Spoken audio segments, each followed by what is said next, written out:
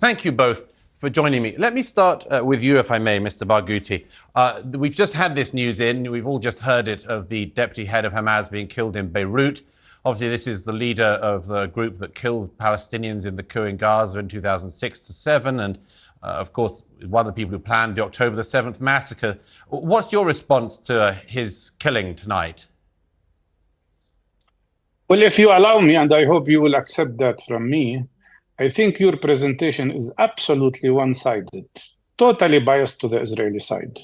You speak about the right of Israel to defend itself, but you don't mention the right of the Palestinian people to defend themselves. You fail to mention that Israel is the aggressor, which started this terrible occupation since 56 years. And Palestinians, as people under occupation, according to international law, have the right to defend themselves and to resist occupation. You failed to mention that no less than 29,000 civilian Palestinians have been killed by Israeli bombardment. I mentioned that. You mentioned as if they were killed on their own, not by Israeli bombardment. What should be clear here is that 29,000 Palestinians, if we include those under the rubble, have been killed by Israeli terrible airstrikes and artillery bombardment, including no less than 12,000 children. I've said so many times on so many programs, I'm against the killing of any civilian, whether Palestinian or Israeli.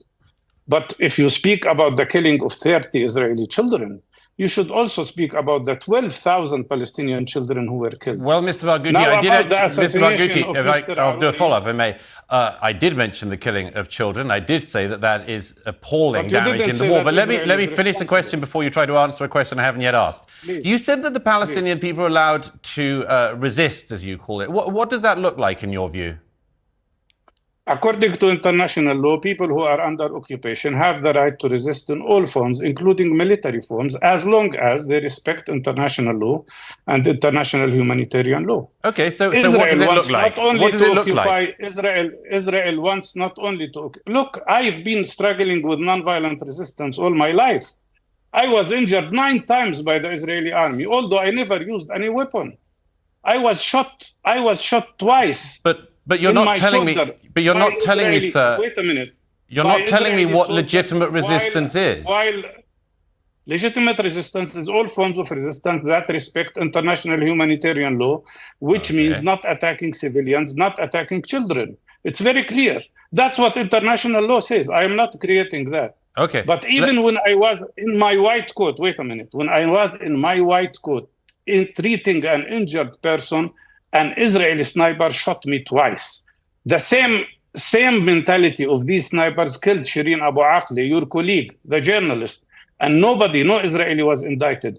303 of my colleagues, doctors, nurses, health professionals, have been killed by Israeli airstrikes in Gaza. 104 ambulances were destroyed. All our health centers were destroyed. This is not acceptable.